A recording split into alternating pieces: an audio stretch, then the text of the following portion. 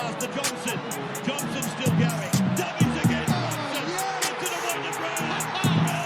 Brown goes in to score. Ali Salvia down the touchline. Oh, this is unbelievable. They're gonna win it. Oh, what scenes here, what scenes. LeBron James, a shot at history. LeBron stands alone. The NBA's all-time scoring record now belongs to LeBron James. All right, let's rip. Surly here on your Thursday morning, fired up, ready to debrief one of the great NRL Grand Finals. Reece Walsh, what a footballer. It was a great day of finals footy, actually, on that Sunday, of course. New South Wales Cup, the mighty Warriors bringing it home. Can't wait to tuck the teeth into that. And then the Broncos doing the double in the men's and the women's. Well done to them. Of course, we've had the Pac Champs teams named as well earlier in the week. Tuesday, that went down, so we'll run you through the Kiwis, Tonga and Samoa teams and my best 17s for all three of those. Gets underway next weekend. Quick turnaround there. Of course, the Rugby Championship came to an end with the All Blacks beating the Wallabies back-to-back weeks over in Perth. NPC, finals footy time, but Harbour getting their first win. That was huge. We had Alex Pereira getting his strap back in the UFC too. Made light work of that title fight, a convincing win, which personally I love to see. He was a $3 underdog. Great buying right there at the TAB, but sport is showing no signs of slowing down. Of course, got Bathurst this Sunday too for all you petrol heads. I'm not a huge petrol head myself, do like my F1, but Bathurst every year that comes around, I can't help but have it up on a TV screen, so that should be good watching too. Reference the TAB there before. They offered up some juicy odds last weekend, and they will do so again this weekend, but I'm using this as a segue to the TAB podcast offer this week. That is some elite stuff from me. Of course, no league this weekend. There is the Prime Minister's 13 games, I believe, happening over in Australia, but we're not going to punt on that. We're going to pivot across to your NPC quarterfinals footy. So your bonus code this weekend is quarters. Chuck that in, then place a first try scorer bet on an NPC game this weekend. And if your bet loses, your player doesn't score first, you'll get your money back in bonus cash up to $20. So the code is quarters, QUARTERS. Chuck that in and then place a first try scorer bet on any of the 4 quarterfinal games. You can only use it once. Limit of 1 per customer. Player doesn't score first. Money back in bonus cash. There's some good games too. So do your research, pick out your player, and then have a flutter. You got that insurance of the bonus back as always. And please remember to gamble responsibly. Only bet within your means. But thanks to the TAB, day oneers, die-hard riders with Surly. So we really appreciate them. And I know all of you froth the code. We had double codes the other week. We had one last weekend on the Clive Churchill. Lots of people sending through their winning slips too, getting on Reece Walsh. Some great punting by a lot of you. But let's get into it. Lots to cover off, starting, of course, with the game that is on everyone's lips. God's game, Rugby League. She always delivers. And last weekend was no different. Holy dooly, what a grand final that bad boy was. It was excitement from the moment the game kicked off, and to be fair, the 2 games before it were a great watch as well. Overall, as a day, I think that grand final day was one of the best for sure. The viewership numbers up massively as well. It was the most watched grand final in Australian sports history, which is a big up yours for the NRL, directed straight at the AFL as that war continues for bums on seats. And I thought it was interesting to note as well, over in Aussie, the NRLW Grand Final outrated the Bledisloe Cup in Perth. NRL Dub had 1 million viewers, All Blacks Wallabies 893,000. So while the game is getting stronger in Australia, the Wallabies are playing better. They still got outrated by the Women's Grand Final, which is a massive feather in the cap for the NRL for sure. But well done to the Broncos in the main event. They got it done. Their first premiership in 19 years. They came back from 22 points to 12 down at halftime to win that game 26 points to 22. And while there was a massive standout singular performance in this game from the hot boy Reece Walsh, the plumber, I think as well you have to tip a cap to the Broncos as a whole, because I truly believe this finals run they have been on in order to win this premiership is the greatest ever. They beat the minor premiers in week 1 after trailing 28 points to 12 after 65 minutes. Then they went on to beat the 4-time defending champs after trailing 14-0 at halftime. And then they've knocked over the competition favourites, the Melbourne Storm, the Factory, Craig Bellamy, that spine, down 22 points to 12 at halftime. I thought that one was as good as done. I thought the Storm was so dominant in the first 40, but they turned it around off the back of Reece and some other big individual performances. Geez, the Broncos, they have been so impressive. And when you factor in as well, that game against the Storm, I think it was round 23, Adam Reynolds, Ezra Mam, and Selwyn Cobbo all go down with hamstring injuries. And basically, the majority of experts were ready to put a line through them, say it was season over. Well, in fact, it was the opposite. That was the moment where their season picked up momentum. Everything went through Walshy and Ben Hunt, the cunt. And from there, they just went from basically being a fringe contender to winning the premiership. It is pretty unreal. What a game it was, as I've said a few times now. Reece Walsh, what a footballer. And look, he's been getting his flowers left, right and centre. Every podcast, every media outlet has been sucking him off, and he deserves it. That is the greatest grand final performance from an individual I have ever seen. I've seen a lot of people say Nathan Cleary 2023. My counter argument to that would be, for 60 odd minutes, I don't think Nath had a big of an impact on that game as what he would normally have. His last 20 minutes, arguably the best individual period I've seen in a grand final, but this overall performance from Reece Walsh, it was a full 80-minute shift, and he did it on both sides of the ball. Attacking-wise, he was insane. Defensively, you could argue that's where he had his biggest impact in this one. Of course, scored a try. That try he scored, geez, he beat 4 or 5 defenders and some of the biggest names in the game too. His game awareness, his ruck awareness, to realise there was a strong carry there. Harry Grant left on the ground in defence behind the play of the ball. No markers. He was standing on the right side of the field prepping for a play. As soon as he saw that triggered him to get around the ball, flood through the middle. He came in sprinting, screaming at his dummy half and Corey Pakes to give him the ball. That's exactly what he did, and from there, Walshy did the rest. Look, everyone says he's a pretty boy, he's good looking, paints his nails, or his daughter does anyway, but you can't deny how tough of a bloke this dude is as well. He just steams into contact. He's only little in stature, but he's so powerful and explosive, and he always breaks the first tackle. He's pretty damn fearless too. Not a lot of fullbacks would have taken that carry. And yeah, he just throws everything he's got at it, and this try was a great testament to that. He screamed onto the pill and just made the defence look a little bit silly. It was a great individual effort and a massive play there for the Broncos that not only flexed his ability on attack, but also his game IQ and his maturity in terms of his footy brain and how much that has developed as well. He then went on to set up 3 tries, and I think one of the biggest parts of his game that doesn't get enough attention is his ability to rebalance himself post-contact. Those passes he threw for those try assists, so often he'd copped his shoulder, he was on one foot or even up in the air, and he's still strong enough in his core, and he's got that much awareness around his body that he's able to recenter himself, balance himself, and throw a 10 to 15 metre cutout pass to put his winger into space and over the line. That is such an underestimated part of his game too. Some of those passes he threw were crazy. The one that got called back for a forward pass, which was a forward pass, was probably one of the most freakish passes for a disallowed try we've seen in a bloody long time. His work defensively, insane. Saved 3, and I think the first one he saved on Tui Kamakamitha literally won them the game. If Tui grounds that ball and the Storm go up by 16 points, then that's game over, 100% for me. But Walshy, never say die attitude. It was basically David versus Goliath, but David won, threw himself again, full contact, no regard for his body, at full speed, gave it everything he had into that tackle,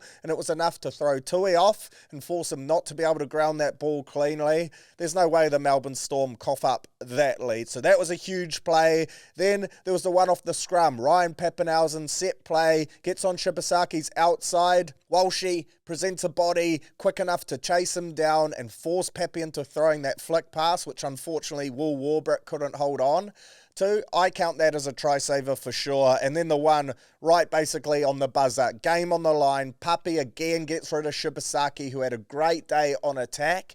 Tough day defensively, though, for the Japanese cuisine. But sorry, Ali Katoa gets through the line, and then he's got a one-on-one or a two-on-one with Reece Walsh. Walshy reads it perfectly, knows that Katoa's going to try for the draw and pass, and then chops down Pepe on the scene.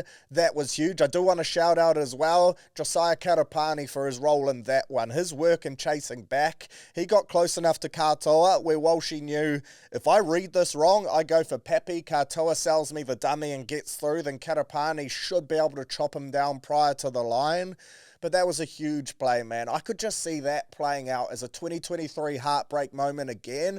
Broncos fight so hard to get back into the lead, and then the Storm steal it right on the siren with some of their biggest players stepping up and pulling off an unreal try. But Walshy, again, putting himself in the frame, all-out effort, and he managed to steal the show. Just a huge individual performance.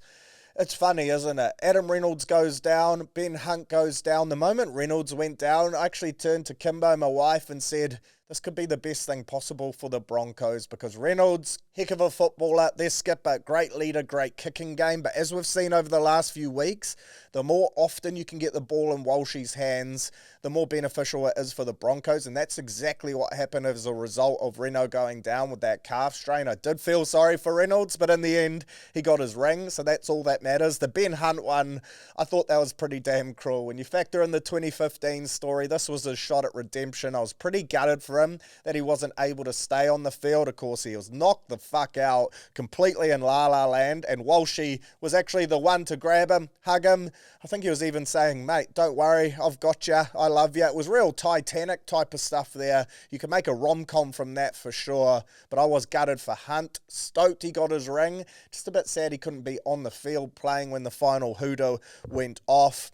But yeah, Reece Walsh, you just can't give him enough of his flowers, and I know everyone's been talking him up, but well and truly deserved. What a performance from him. And it's just so cool to see a young bloke who is so authentically himself on and off the field, who truly backs himself and believes he's one of the game's best players. The run he has been on in the last 8 weeks to take control of this Broncos season. Yeah, look, there is no way they win that game if he's not at an 8 out of 10 or more, and he was 11 out of 10 in my opinion. I thought the wingers were huge too for the Broncos as well. Karapani, mentioned him before on that chase down play, putting himself in the frame there, that was crucial. And Mariner, I thought both of them were elite.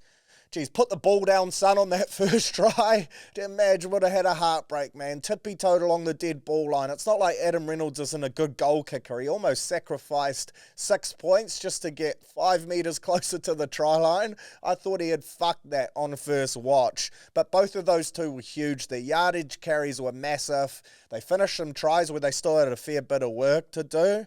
Interesting to note too, Dean Mariner, I never put 2 and 2 together. His dad is Lappy Mariner, the singer who sang the Matter of Faith campaign for the Warriors way back. I'm sure you'll all know the song if you're old enough. It's just a matter of faith. That was our tagline. There was that video of like an Auckland Gospel Pacific Island choir walking down the street singing that song. Well, the guy singing it, that's his dad, diehard Warriors fan. So surely, Lappy, bring him home, bring your son home. It'd be great to have him in Warriors colours. But those two wingers, like, it's crazy when you think Selwyn Cobbo and Jesse Arthurs can't crack into the starting 17, and when Madge made the call to go these two over those two at various times throughout the season, people were questioning it. Everyone was saying he was off his head, but shit did they repay him on the game's biggest stage. I thought they were outstanding, as was Shibasaki and Staggs, and I've mentioned Shibasaki on defence. A bit worrying. On attack, 2 tries, 200 plus run metres. He was great. And then Staggs, some of those tough carries. He didn't have the highlight plays, but coming out of his own end, over the last 3 or 4 games, he's done some fucking tough carries, and he's turned them into dominant carries with good play the balls, good PCMs as well to really ignite their sets and get them out of a tough area of the paddock.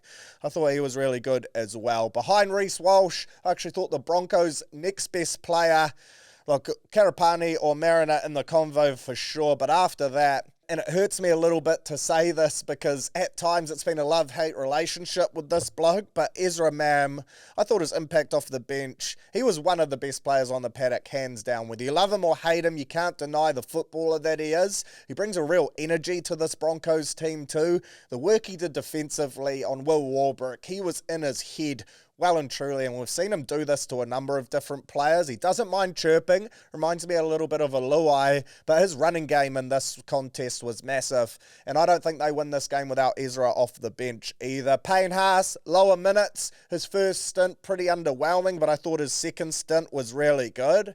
When you factor in, Xavier Willison was the Broncos forward that ran for the most metres in this game. If you'd told me that prior to kickoff, I would say there is no chance that the Broncos win this game. I thought Willison last week and this week off the bench was massive. 146 run metres he had. Again, changed momentum off the Payne. He's a big body. Had a bit of an up and down career, but coming back from, was it injury or suspension? He was out for 5 or 6 weeks. He rolls into a prelim, puts in a massive knock, and then rolls into the grand final, the 2 biggest games of the year, and puts in a big shift as well. It's no surprise to me that Stacey Jones has got around him and picked him for the Kiwis team. He's a big body, has a massive upside, and I'm really keen to see how his career develops. But I thought he was one of the Broncos' best in the middle, as was Paddy Carrigan. Defensively, 47 tackles, 1 miss, got through 80 minutes, which we all thought he would off the back of that suspension. He came in fresh, and he just laid down the gauntlet. And I'm stoked for Haas and Carrigan as a duo. You got to remember, only 5 years ago, these two were in the team that won the wooden spoon. People were literally rocking up to Broncos HQ, fans were, and chucking spoons onto their training field. Well, now they've won themselves a premiership, and they've not just won it, they've been at the core nucleus of it. They've literally helped piggyback this team there. They have hung tough. 2 of the game's young, most talented forwards. And it hasn't all been glitz and glamour for these two. They've stuck together through thick and thin, and now they've got the ring to show for it. Bloody good stuff. Shout out has to also go to Madge as well. His last 3 years have to be the most impressive 3 years we have seen from a coach in terms of course, Ivan Cleary. I can hear you yelling at your screens already. Ivan Cleary, 4 straight, unreal. But Madge in terms of 3 different years with 3 different teams and the impact he's had on those teams. It's pretty phenomenal. Like, led the Kiwis to a 30-0 drubbing of the Kangaroos in the Pacific Champs final in Hamilton. Off the back of that, then led New South Wales to a series win and wins at Suncorp too, which were huge. And then he rolls into a Broncos side that finished, 12th last year, and yes, there were some positive signs, but there was plenty of drama when he came in the pre-season as well. Ex-players weighing in, players saying they were getting trained too hard. You guys literally quit. You had players fainting at training, thermometers going up bums. They couldn't handle the pre-season in that Brisbane heat. Then there was the whole mid-season drama as well. This team was struggling throughout the year to start things off, and people were saying maybe they're pretenders, they're too pretty boys, they don't have that hard edge. Well, look at them now. It's literally all been rubbished, flushed down the toilet. That narrative gone. Madge has taken this team. He's given them a hard edge. They fronted up defensively. They've been able to overcome adversity and big deficits in games as well. They've been able to keep their cool. They've lost star players throughout the year to injury. No different in this game as well.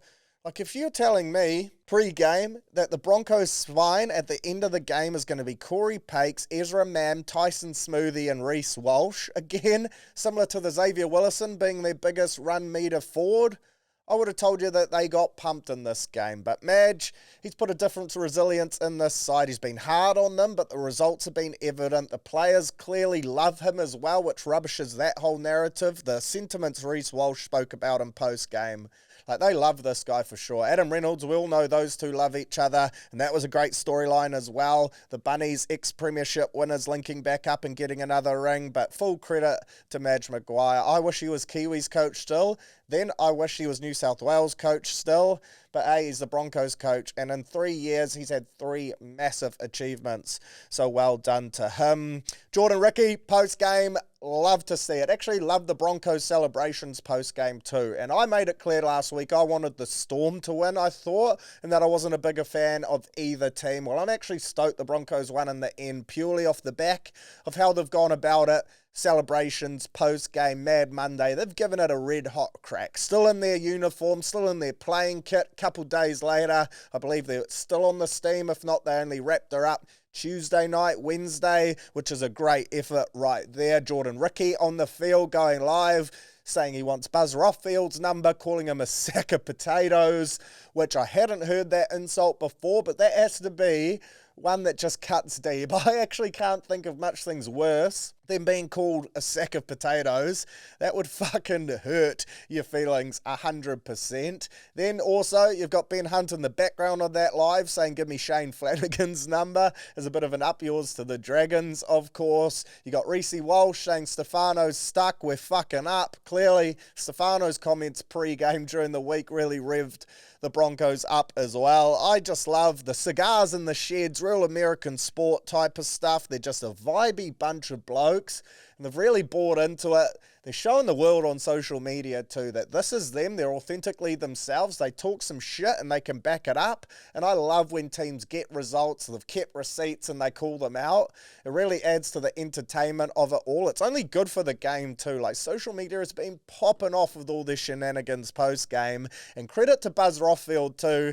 I saw him on the Triple M pod basically come out and say, loves some banter. He got it wrong about the Broncos. He wants to catch up with Jordan Ricky and do his first interview of the year next year in Brisbane with Jordan Ricky. Yeah, look, I've never been a big Buzz fan, but the more I see of this side of him, it seems like he's really adapting into modern media, and I love that from Buzz. Seems like a bloody good bloke, actually, and I thought that was top shelf stuff from him.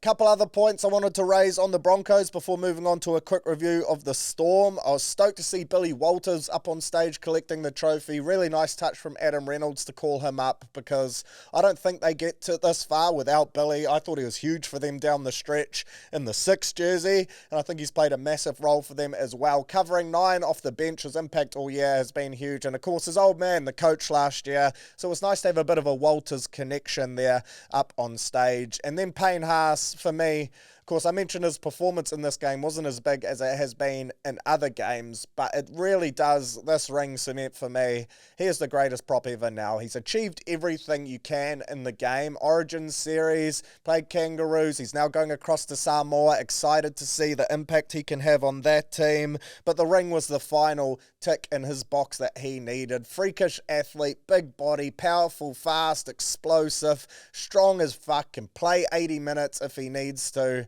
He is just a one-of-a-kind footballer, turning into a leader as well. You can tell his teammates love him.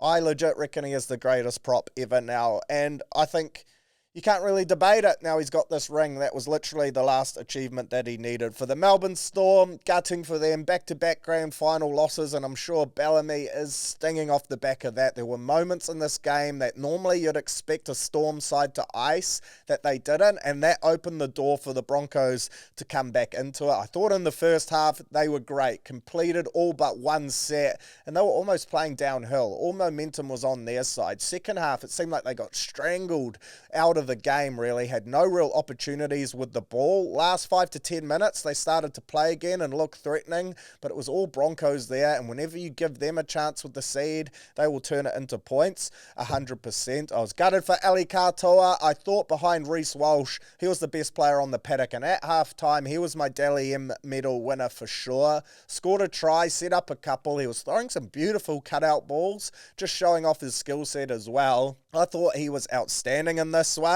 Willie Warbrick, really tough day for him, and I think that ultimately might have resulted in Kiwis selection not going his way too.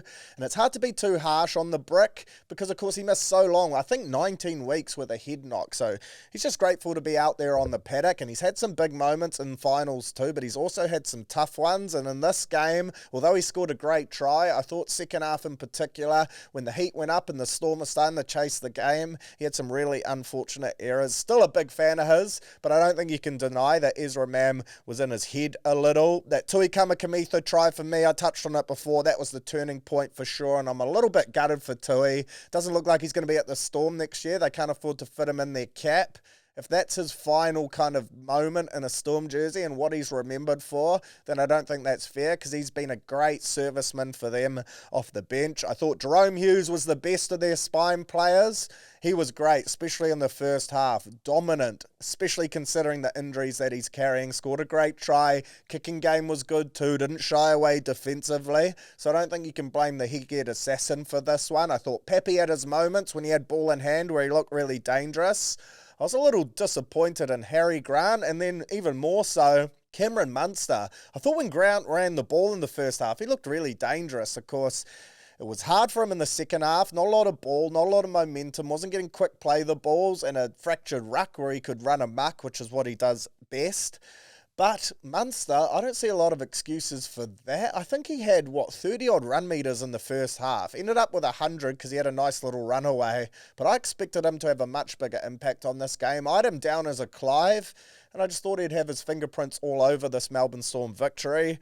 Pretty disappointing performance, though. I thought Stefano was all right at the start of the game, but then didn't really produce much after. And if you factored in that he didn't talk shit in the lead up, you give him a pass mark for this game. But the fact he was running his mouth, I think that makes this performance a little bit disappointing. I thought Josh King was really good as well in the first 40 minutes. But overall, one that the Storm will probably be kicking themselves this summer, not pulling it off. You do have to wonder, too, a lot of other teams are getting better. Melbourne, they don't lose a lot. I think Grant Anderson, actually, going to the Broncos. So, shit, they get more outside backs. They're losing Cobo, of course, to the Dolphins, which is a big blow, but they pick up Grant Anderson. I thought the Storm actually losing Trent Leuro during that game, 14 minutes in. That was a big loss, too. You could tell that they went hard at Wishart, and fair enough, too. Wishart held his own. But on attack in particular, when they moved early ball to the edge, I think Howarth might have been able to cause a bit more damage there. So that was a big loss. Also meant they were down to a 16-man rotation. So look, things didn't go all to plan for the Storm for sure. And they have some excuses there. If they had Nelson, if that bloke could not get suspended so often, then maybe his big size would help them through the middle too.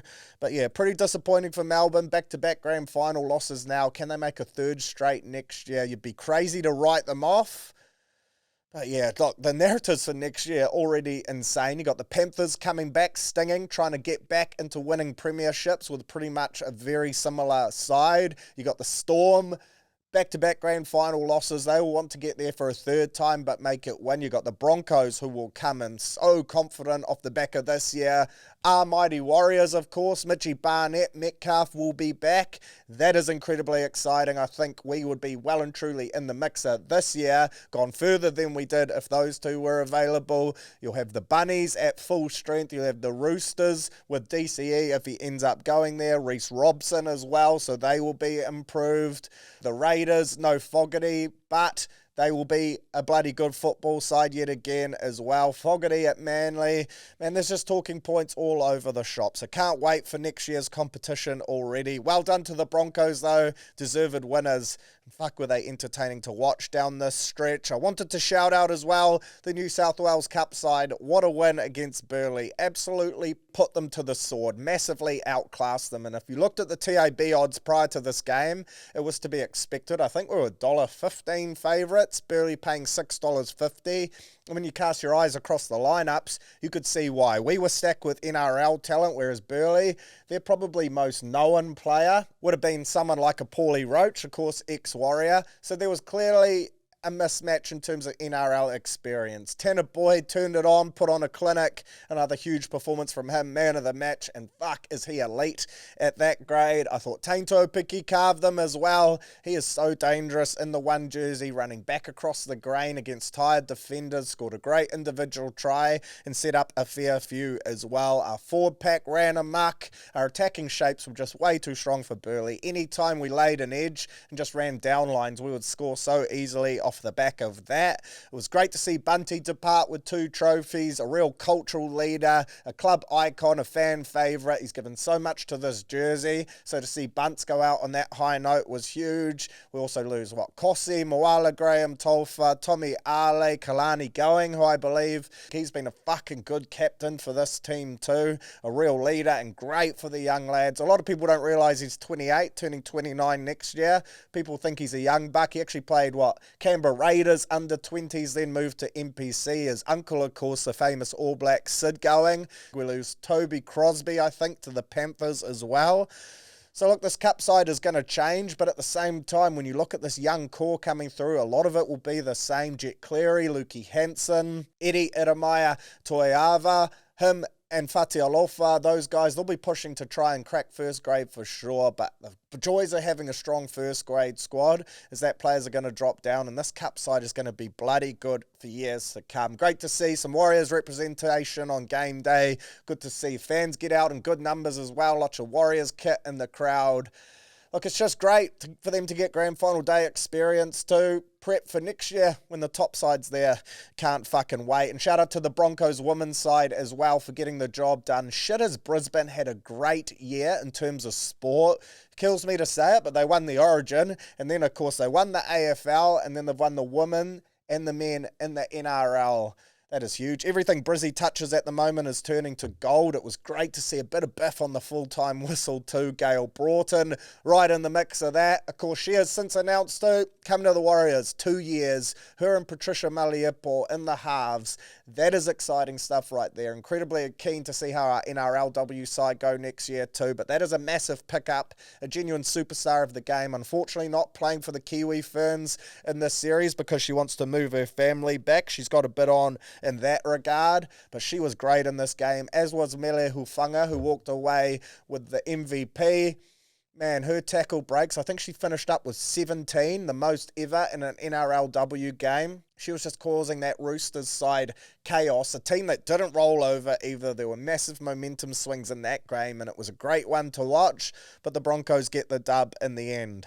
How bloody good. Of course, now for Rugby League fans, all eyes cast ahead to this Pacific Championship. Of course, Aussie heading over to England for the Ashes. Aussie naming a bloody strong squad. I see Xavier Coates and Zach Lomax have since pulled out with injuries. Lomax, this whole R360 thing, no doubt that might play a bit of a part in it. Coates out with injury though, he's had a long season, so fair enough. Josh Adokar, Bradman Best come in to replace those two. Kevy Walters, bit unorthodox, he's picked 5 halves, and shit are they stacked in that position. Bloody good Kangaroos side, so I'm keen to see how they go over in England, and that will be a great watch. Most eyeballs and focus for me, though, will 100% be on this Kiwis, Samoa and Tonga clashes.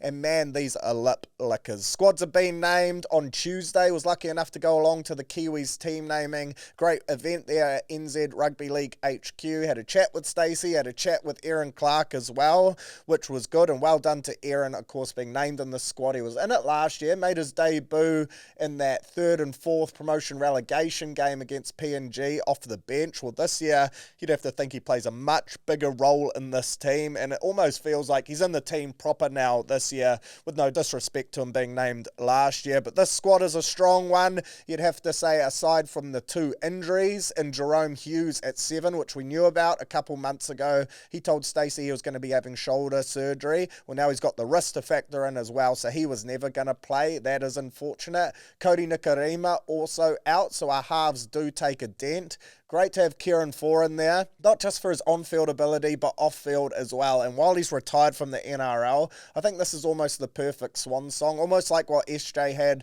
last year. And I think Foran's experience and leadership in this team is going to be huge. On that Hughes thing, though, on the injuries, to me, this just again screams that we need like an Anzac game or a mid-season test match 100%, because now I think Hughes, the last time he played for the Kiwis is 2023, and the next time he plays for us could be at next year's World Cup.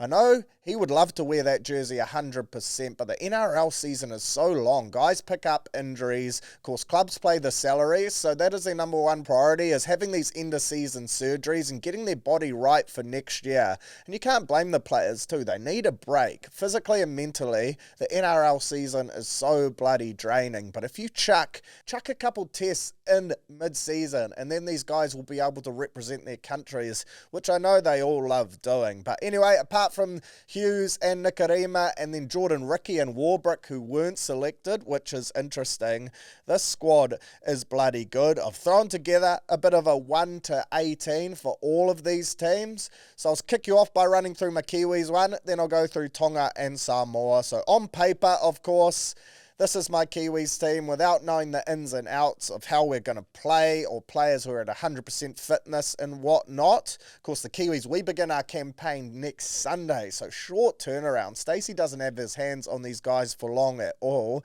So we play Toa Samoa next weekend. Then after that, we play Tonga at Eden Park, which is going to be crazy. And then our bye comes in the 3rd week. I actually think Tonga have the best draw. They have the bye in week 1. They're in a camp in Tonga. and then they will play us and Samoa. That just gives them a little bit of time together, and then they get to go on a bit of a run straight through to finals if they make it. I think playing those games consecutively and having a bit more time to sort your shit before that first week is going to be beneficial for them. But anyway, of course, Kiwis next weekend, Samoa weekend after that, Tonga.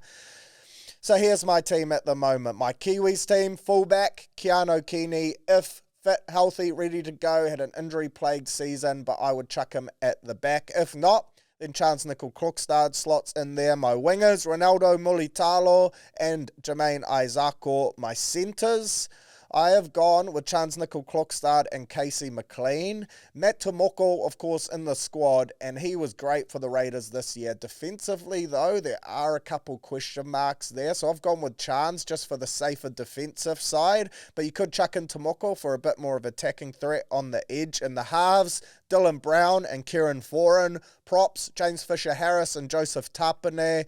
Hooker, Jeremy Marshall-King. Second row, Britton Nikora and Scotty Sorensen with Aaron Clark starting at lock. And then my bench, I've gone Phoenix Crosland, Nafahu White, Isaiah Papali'i and Moses Leota. I was tempted to start Isaiah Papali'i in the second row, but I think he's been massive for the Panthers through the middle off the bench. His impact has been huge. Nafahu White, great for the Chooks this year as well, but I think he could come on and play a role at either lock or in the middle, and I love the dynamic of that bench. You've got Crosland, who can spell Marshall King at 9. You've got Aaron Clark, who could cover that role too. Then you've got White, Papali'i and Leota to all come on in the middle.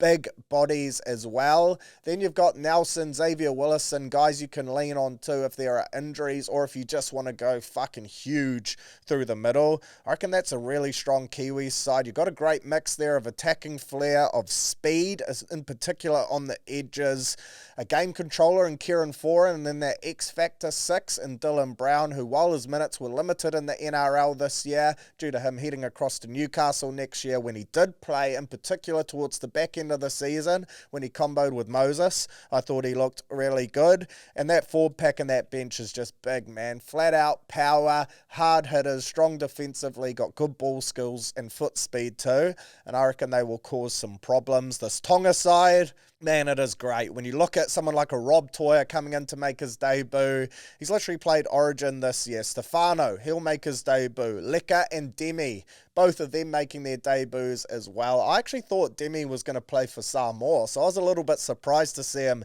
in this team and not in the Samoa team. It's cool to see Leka and Demi sticking together though. They're kind of that young Bash brothers coming through. You can tell they're boys, and I'm really excited to see them lace up together for their nation. This Tonga team is stacked as well. So my team for them on paper, I've gone with Lehigh Hopewadi at the back, Alamotti and Daniel Tupou on the wings, with Sione Katoa unfortunately missing out, but shit, you could throw him in there for sure and you don't lose anything. In the centres, I've got Rob Toya and Tolu Kola. In the halves, Yongi and Isaiah Katoa, which is an exciting young combo. Yongi, of course, typically a fullback, but I think he can play that 6 role perfectly. And then Katoa, arguably, like behind Cleary and Moses, he's probably right up there in terms of 3rd or 4th in terms of halves, and young halves in particular.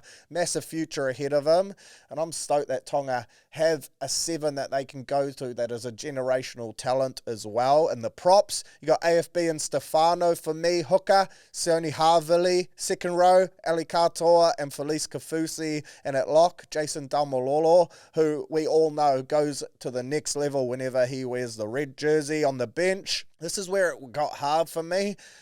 I tried to narrow it down to the 4 that you need. I've got 5 here. I've got Mo Fotuaika, Demi, Leka, Suia, Wong, and Fine Fuiaki. There's not a lot of back cover there, but in Leka, he's kind of a utility. Yeah, Fotuaika, look, he's previously played Origin. He's a great footballer who's played on the biggest stages. Not quite sure that bench dynamic, would have to spend a little bit more time on it, but it's strong. They've got a bloody strong squad, that is for sure. And then for Samoa, this is one of the strongest Samoan sides they've ever rolled out. No Stephen Crichton, no Spencer Leniu, but still, they've got Josh Papali'i back. They've got Payne Haas. He's switched across from Australia. Roger, Jerome Luai, Junior Bolo, Jeremiah Nanai, Talon and Terrell May, Blaze Talangi, CHT, Jazz. The list goes on. And then you got guys like Dean Mariner, rewarded for a massive season 2. So at the back for them, I got Roger. Wingers, I went with Mariner and To'o, but you could also have Murray Taulagi and To'o. And I think that might be the way they go. Of course, Taulagi, ex-Kangaroos, so hard to pass him up in the centres. Isaac Tango and Taylor May and the halves. Blaise Taulagi and Jerome Luai. Props, Payne Haas and Junior Bolo. Hooker, I've gone with Jazz Tavanga, but they've also got young Benaya in there from the Roosters too, who would be a bloody good shout. Second row, Jaden Sewer and Jeremiah Nanai, and lock, Terrell May. Bench, Chanel Harris-Tavita, Simi Sasagi, and then either Jazz or Benaya, whichever one you started with. Your 18th man as possibly Dean Mariner if they went with Murray Taulagi. But geez, that is some football side, man. All three of these teams stacked. You could convince me that all three of them, points for all three of them to win this competition.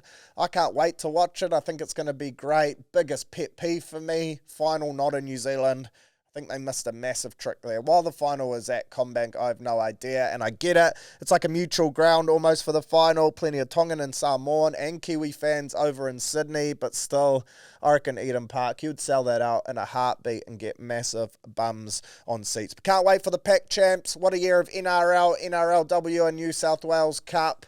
Sad it's almost over now, but hey, looking forward to 2026. I think it's going to be a fucking massive year, not just for the game, but for us Warriors fans too. And no doubt there's going to be plenty more Rugby League news to cover off in the weeks to come. Warriors got a couple contract spots, so let's see what we do there too. How bloody good is God's game? Rugby Championship done and dusted. The All Blacks finish in second, tied with first, but lose the trophy to South Africa on points differential. And it was a good finish for the All Blacks. Good to see us put back-to-back wins together against a tough Wallabies side over in Perth. Not an easy place to go, and historically we have struggled there as well. So well done to the lads. Won that game 4-1. Score could have been a little bit bigger as well, I think. Damian McKenzie, a rare off day for him off the boot. The smile wasn't exactly guiding the Gilbert through the sticks.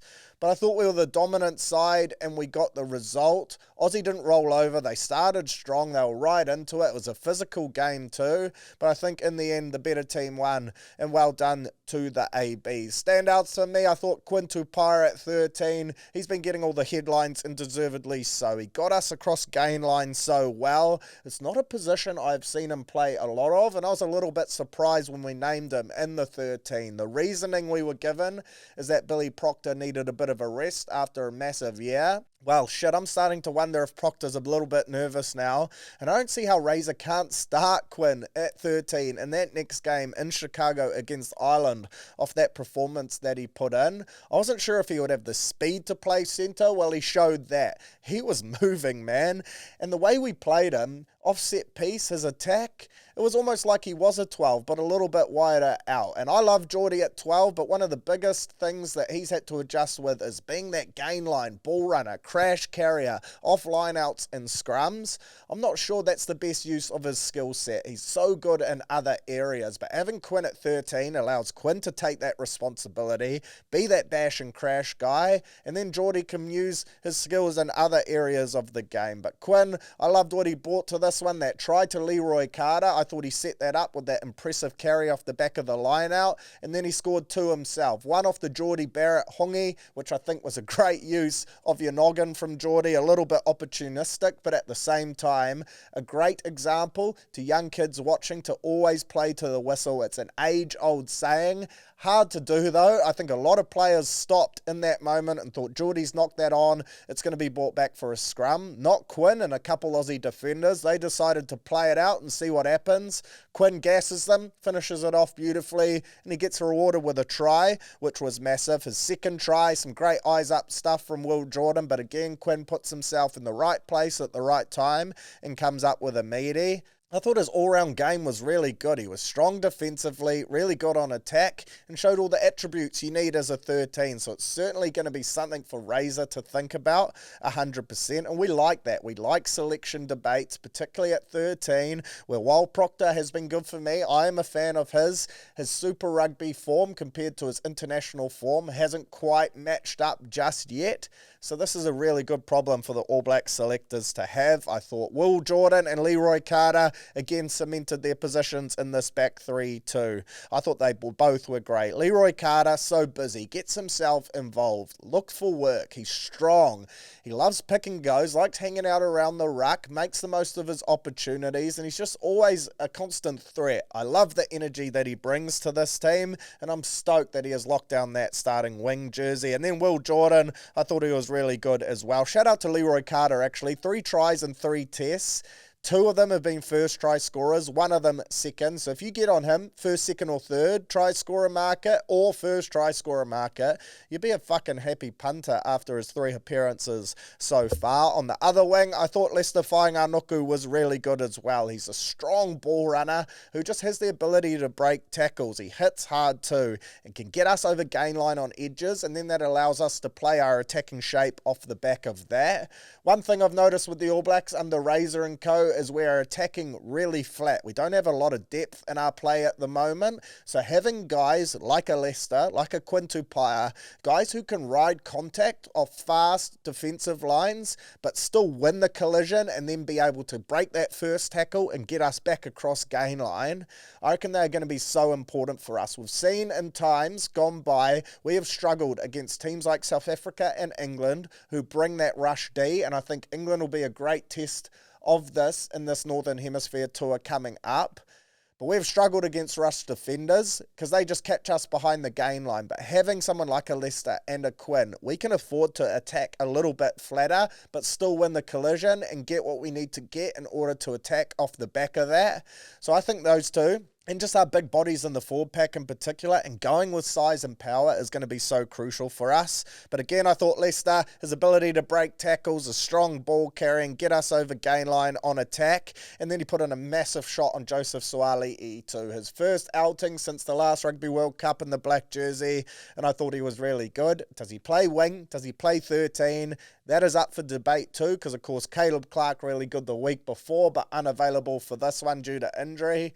Again, a good problem for Razor to have, and one which in our back three, I don't think we have had this problem over more recent times, and you've got to factor in that's not even considering someone like a Ruben Love, who certainly deserves an opportunity as well. So plenty of talent there emerging and putting their hands up for sure. I thought the forward pack worked really hard without any real individual performances that stood out. I just thought as a pack we worked well together and ticked every box that we needed to. Set piece, line out, scrum time, and just around the paddock, I thought they were really solid.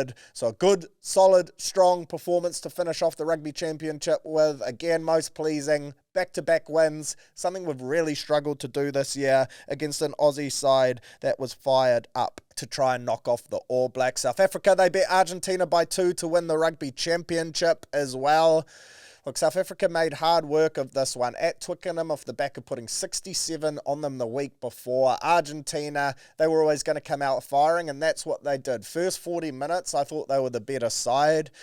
The Springboks made so many unforced errors, handling errors too. I thought their scrum and line-out really got taken to pieces early doors as well. But in the end, second half, I thought South Africa really turned it around. The momentum for me swung right before half-time. When good teams score points, that's exactly what the Boks did. And then in the second half, that yellow card, that 10-minute period for the Pumas where they were down to 14 men, they leaked 2 tries. The Boks were good enough to make them pay. They scored a third shortly after that player came back on.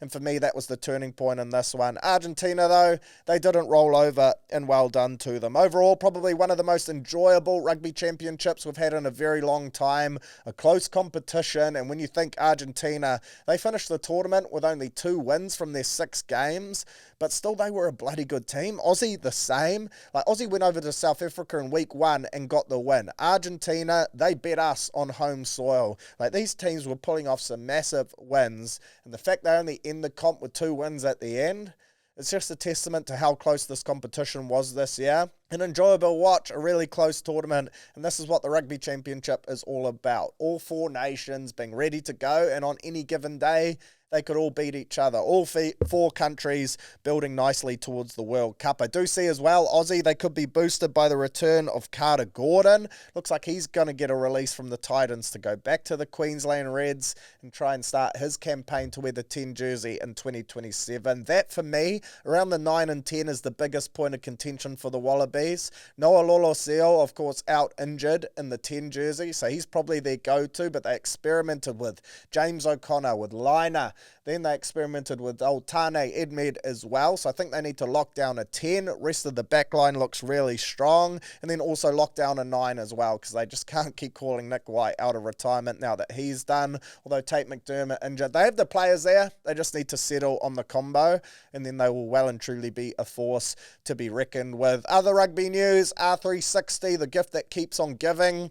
Two major topics to cover off here. The first one being Payne Haas, offered $2.3 million Australian, supposedly, to leave the NRL and go to R360. Now, that is a shit ton of money. When you factor in as well, they'll find a way to make it tax-free. Just register him in Monaco, and he is literally banking all of that. He can also own his own IP and leverage more money off the back of that. Brand deals and everything like that, plus the lifestyle you get to live. Fuck, would it be appealing? Well, apparently his agent has come out and said, look, make the offer $3 million and we'll sit down and have a talk to you. That is getting to crazy money. If you're wanting to land a marquee signing, which they are, that rattles some feathers over this side of the Tasman, then grabbing Payne would piss off the NRL, but it would straight away get eyeballs from Australia, from New Zealand. Interest levels go up a massive amount if you can grab one of the greatest players in the NRL, take him to a different code. People are going to watch just out of interest to see how he goes. It would be so hard as Payne, who's just won a premiership and literally done everything in the game, as I said in the league segment, to then turn around and turn down $3 million tax-free. I reckon if they get the money to that level, he will probably do it. I genuinely think there is a chance he will. I know he plays a big role in his family dynamic too. That type of money is generational wealth that can be life-changing. $3 million Australian, and that's just for one contract. Think of the where the money could get to post that and everything he could leverage outside of it too. It's already chat Zach Lomax, Papinels, and those guys are gone. Well, geez, it's going to be very hard to compete with if they've got this endless pit of money. And this Saudi organisation backing it too. Like, the guy just bought EA Sports. They're not fucking around. Add to that, he could make the sickest rugby game off EA Sports, bring back that Rugby 06-08, which we so dearly miss, and make R360 the main feature of it, because he literally owns both. That would make things interesting as fuck too. What's not in their favour though is this news overnight. New Zealand, England, Aussie, South Africa, Ireland, Scotland, France and Italy have all come out already and said that if players play in the R360, they will not be considered eligible for international code. This is literally Live Golf versus PGA all over again, and I don't think these international nations will roll over and compromise like the PGA have. 2 years out from a World Cup, this is a big blow for them. And I think, in all honesty, if the R360 can just get up off the ground, survive 26 and 27 with NRL converts, with fringies, with guys perhaps at the back end of their career looking to cash in and get some money, if they can survive and make an exciting competition with players in that dynamic, 2028 is when they could grab those international players and really make things interesting off the back of that World Cup cycle, when the next one is still 4 years away. So the next 2 years, crucial for R360 to get off the ground. I'm actually excited about it. It just gets people talking about rugby. Gets bums on seats, gets tails wagging, rumours of players signing. Look, they're going to need to start pulling off some signatures, but it is pretty exciting stuff, that's for sure. And while it's not conventional and not great in many aspects, it's also just cool and new, and I'm keen to see where it goes if they can get it off the ground. In terms of your NPC, final weekend of the competition, of course, round 10, and the mighty Harbour Heat finally got there. They finished with a record of 1 and 9 after beating Southland in a famous victory at the Dog Pound, 15 points to 14. Weather atrocious, crowd under 50 people. Your mate Surly in the corporate area deleting some tins. It was great stuff to see, though. Well done to the boys. They dug deep, almost fucked it right on full time. Why we ran that line out with 3 different fake lifts and then into an overthrow, gifting Southland an opportunity to steal it late, I will never know. Southland probably should have scored off that chip kick too. I think their winger knocked it on about a metre out with about 2 minutes to go. But Harbour get the job done. Shout out to Donald Coleman, man of the match in this game. I thought he was outstanding. North Shore stalwart, getting his first crack at NPC, debuted this year. 5 or 6 years now, he's been one of the best in the club competition, so that was good to see. Jed Melvin, MVP, 100%. Good to see him getting rewarded.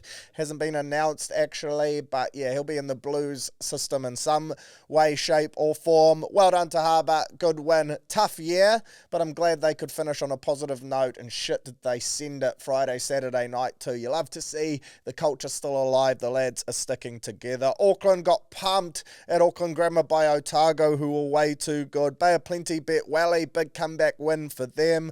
Waikato bet Northland. Was a little bit gutted on this one. Wanted Northland to win and make the top 8 because I think they deserved it off the back of a good year. Their social media this year has been elite as well. But Waikato get the dub. I was on Northland 1-12 and a fair few multis, so that was a ball buster. Hawke's Bay bet Manawatu 38 points to 10.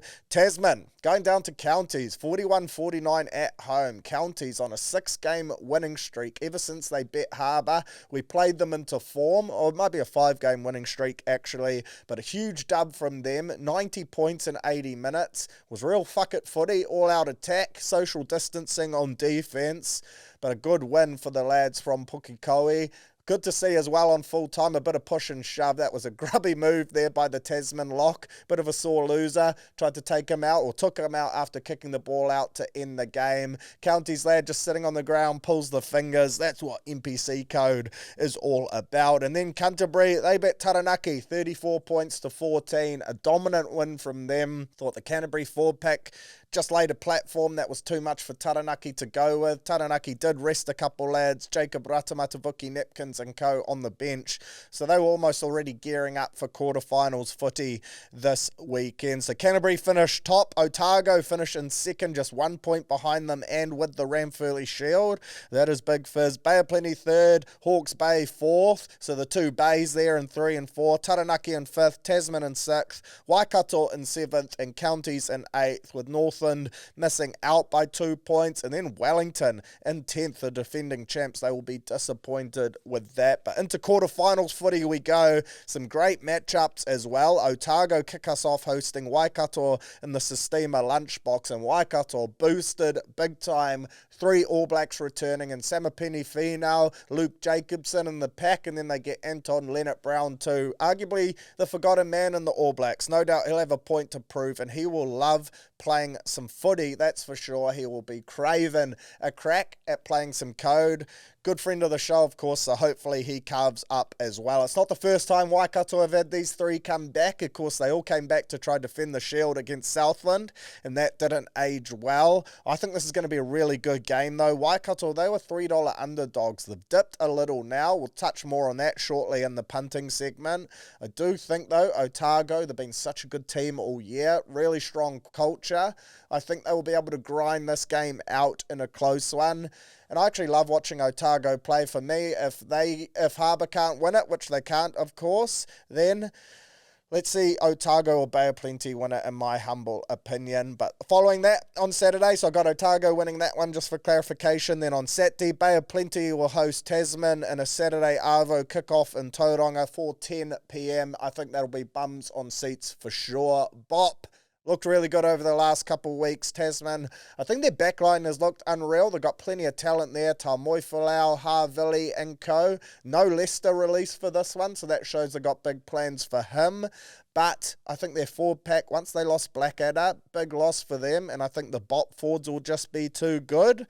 And then Hawke's Bay, Taranaki. This, to me, this is the upset of the weekend. Hawke's Bay, unfortunately, no Harry Godfrey, ruled out ACL at training. McClutchy's been great for them, but I do think Godfrey would have been a nice boost there. I think Taranaki, they will be up for this one, and I just think their forward pack might be a little bit too strong. Josh Jacob at 10, of course, just announced, actually.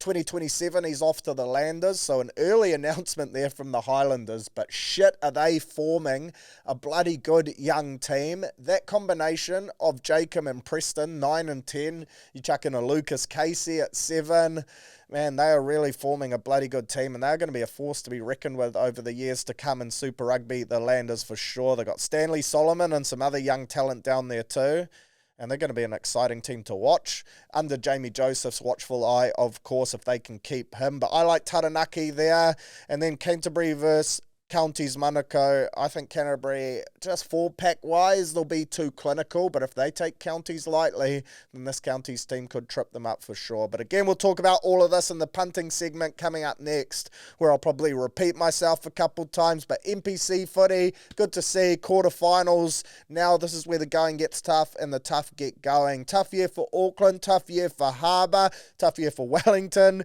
and tough year for Manawatu. The only team really, I think, that missed out on finals that can hold their heads high is Northern. Thought the Tunnies gave it a red hot crack this year, but go Otago, go Bad Plenty. I want either of those two or maybe even Taranaki to win it from here. How good is the old Bunnings Far Cup? All right, time to have a punt. Of course, no NRL to have a flutter on this weekend, which certainly hurts the old portfolio options, but still, you got NPC, you got the Pacific Champs, you can do some outrights and some early Kiwis betting ahead of that game next weekend against Samoa. You got Bathurst, which you can tuck your teeth into. You got the NFL as well. Main event, NPC. There's still the Breakers as well. Look, EPL, plenty of options for you to have a punt on this weekend if you love your sport, which I know you do. Let's start with the NPC anyway. We'll kick her off with those 4 quarterfinals games because I reckon there's potential here for a couple upsets. The first one, Otago versus Waikato. As I alluded to before, Waikato get plenty of All Blacks back. Otago, they roll out that same team, and I think that will be in Otago's benefit. I like them at home to get the win. $1.37 favourites. Waikato paying $3. The line is 7.5. Plus 7.5 in favour of Waikato is kind of appealing. Winning team and margin though, Otago 1-12 at $2.80. I reckon that's the best bet here. I reckon Otago will win. $1.37 too slim, so go 1-12 and try your luck there. Bay of Plenty versus Tasman. Bay of Plenty $1.62 favourites. The Marco $2.25 outsiders. I just think the Bay are going to be too good. I like them. $1.62 just on the nose. I think that's good enough odds if you're chucking them in your multi. So get around them. Then in their third game, and this one I reckon upset potential here. Hawke's Bay, $1.70 favourites. Taranaki, $2.10. I like the Naki, of course. No Harry Godfrey for the Magpie. He hasn't played the last couple games. Lincoln McClutchy has been that main guy to get them around the paddock, but I do think Godfrey is going to be a big miss. Sucks to see him out with an ACL. I like Taranaki in the upset. They played them 2 weeks ago. It was in Taranaki, but they bet them by 12 points. They'll be stinging after getting pumped by Canterbury last week. They rested a few bodies. $2.10 head-to-head jump on. I reckon $3.25, 1-12 is where the real money is at, and I like them to get that done. And then Canterbury, $1.16, old Canterbury, Counties Manukau at $5. I've loved what Counties have done over the last 6 or so weeks, but I just think this is going to be a bridge too far for them. I think Canterbury are going to just strangle them out of this contest, as I alluded to before. So I like them. Just on the nose, I think it's the safer option, $1.16, nothing crazy. Don't mind Counties with a plus 14.5 head start, but at the same time, it is a little risky because I can just see this one being a game that they are just never quite in, unfortunately. So your NPC multi, if you factor in those results that I just dished out for you there, I think we should get something nice. I'll chuck it on here live as we go through it and see what the pricing comes out at. So that is Otago 1-12 against Waikato, Canterbury head-to-head, Bay of Plenty head-to-head, Taranaki 1-12. That gets you $16.79 if you want to try and tip in the perfect round like I am. And remember, of course, use that code QUARTER, first try scorer in any of those NPC games, whichever one tickles your fancy. If your player doesn't score, you get your money back in bonus cash up to $20. Not bloody bad at all. Speaking of the Pac Champs, of course, in those outright markets, first game next weekend, Sunday, Kiwis $1.55 favourites, Samoa $2.45 underdogs at Mount Smart. I was a little surprised by the outright winner markets in this one. The Kiwis $2.40 favourites, Tonga second at $2.60 and Samoa in third at $3.50. I did think Tonga might have been favourites. Of course, you got to factor in home ground advantage. We play both of our pool games ahead of the final on New Zealand soil, but at the same time, it's basically a home game for both Tonga and Samoa. That Tonga game at Mount Smart last year, Yes, look, it was in Auckland, but you can't convince me that wasn't a sea of red, and it worked in Tonga's favour. So interesting there. There could be a bit of value if you think the Kiwis are outsiders. Heart bet, I'm going to back them in, but that Tonga side, shit, does that look red hot for sure. In terms of your NFL, games that you can have a flutter on this weekend, I like the Los Angeles Chargers to beat the Miami Dolphins, take them head-to-head. I like the Patriots to beat the Saints as well. Big dub for them last weekend. I like the Colts to beat the Cardinals. Jeez, Ravens struggling. $4.25 dogs against the Rams, of course. No Lamar Jackson, so that plays a massive factor in that. Get on the Rams. I like the Raiders to beat the Titans. I like the Packers to monster over the top of the Bengals. I like the Buccaneers to beat the 49ers at $1.60 head-to-head, so get around that. And also don't mind the Detroit Lions beating the Kansas City Chiefs, who are really struggling this year. Yes, they're at home, so people will get behind them, but $2.15 as your upset of the weekend around the Detroit Lions. I reckon that's some pretty good buying right there. Bills, that Falcons game I think could be really tight too, and that's another one where you could look to extract some value out of that. In terms of your other sports, Bathurst and that, not really going to give you tips on it, but as I said, there's a shit ton to get around there, so make sure you're using the TAB app. If you don't have it, download it. Otherwise, head along to their website, get around the Surly code and quarter, and hopefully, look, you could say it's a bit of a transition week here, you know, NPC, the main event, before we get into the Pac Champs and everything else that is coming up over the next couple of weeks. There is a game of league as well. Prime Minister's 13 is playing. Odds aren't up for that yet, or try scorers. It's in both the men's and the women's comp, so get around that too. Closer to kickoff, should be some odds. Hopefully you can hit a nice little same game multi on God's game too. So there's still a game there to scratch your itch. Otherwise, she's purely rugby focused. And good luck if you're having a bet this weekend. Gamble responsibly, as always. Right, that rounds us out for another week on the pod. Am trying to get a special guest for next week, so stay tuned for that one. Hopefully she is a biggie, but enjoy all your sporting action this weekend. Still plenty to tuck the teeth into, so get around it. Have a punt at the TAB. As always, absolute legends. Use that code. Crack open a couple tins. Enjoy a few better beers. I'm actually heading along to Burner Boy on Saturday, so if you're going to that, see you there. It's now at Mount Smart. Got moved from Western Springs, so looking forward to that one. Hopefully the sun is out. I'd like to play a bit of golf this weekend too, if the golf gods align. But go well, take care, catch you back here, same time, same place next week. How good.